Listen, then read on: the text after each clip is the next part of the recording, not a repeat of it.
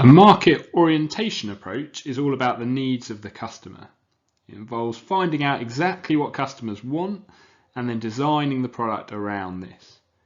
But product orientation focuses on the strengths of the business. So that will be designing a product to be the best it can be and then using marketing to persuade customers of the benefits of their design. Either way, it will be sensible for a business to carry out market research to inform how they go about the rest of their marketing processes. Primary market research is collected firsthand for a specific purpose, and that will be using methods like questionnaires, observation, and focus groups. The benefit of this is that it will be up to date, as it's just been done, so it should be able to be designed to target particular issues which need to be addressed or goals which have been set. The data gathered will also be the property of the business that has carried it out, which can give them an edge over competition who might not have access to the same data. But that needs to be weighed against the cost and time involved with going out and doing this type of research. And also a lot of care needs to be taken to ensure there's no bias in how the data is collected, interpreted, and analysed. Some research methods, like observation, could be particularly susceptible to this. Secondary market research uses information that's already been gathered for another purpose. So that would include methods like the internet, looking at journals and publications. This can give a bit more of a bird's eye view by looking at the market in a more holistic way rather than zeroing in on particular customer views. And as it's already been done, it's more time and cost effective than primary research as well. But it might not be as specific to the purpose that it's intended for and could also be out of date, and it will be more difficult to check the accuracy of the data that someone else has collected as well.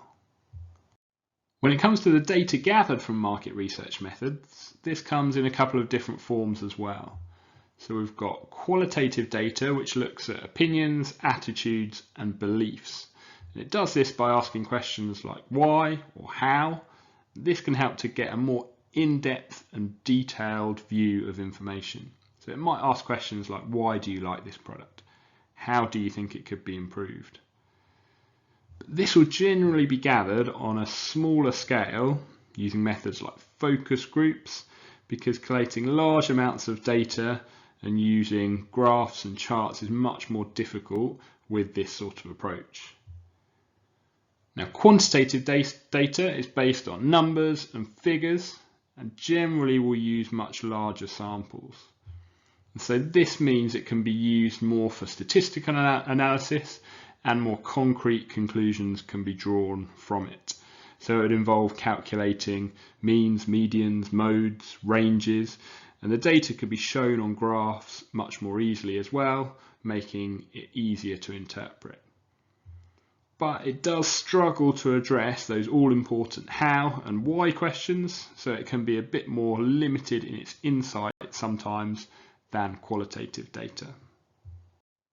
One of the main limiting factors in being able to draw concrete conclusions from any market research data is the size of the sample that it's based on.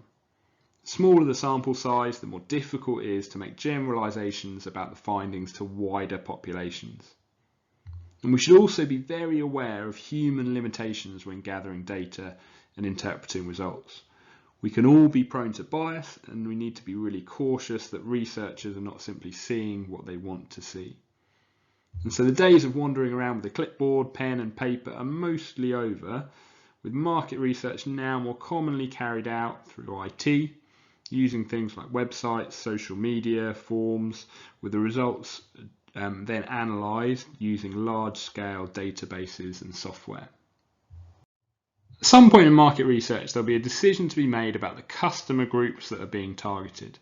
Market segmentation is the process of dividing the market up into sections based on different customer characteristics.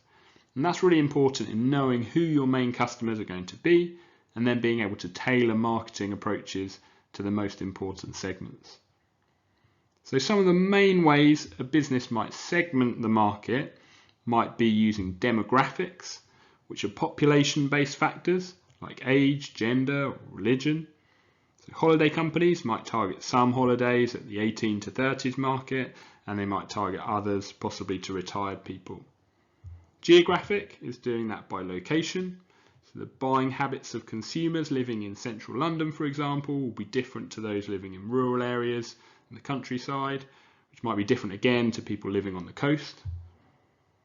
Income would be another method of market segmentation based on how much customers earn, which is an important factor when deciding on more luxury or budget product ranges. And then we've got behavioural segmentation, which is based on how customers act in their buying behaviour. So that could be their level of loyalty or how and when they like to shop.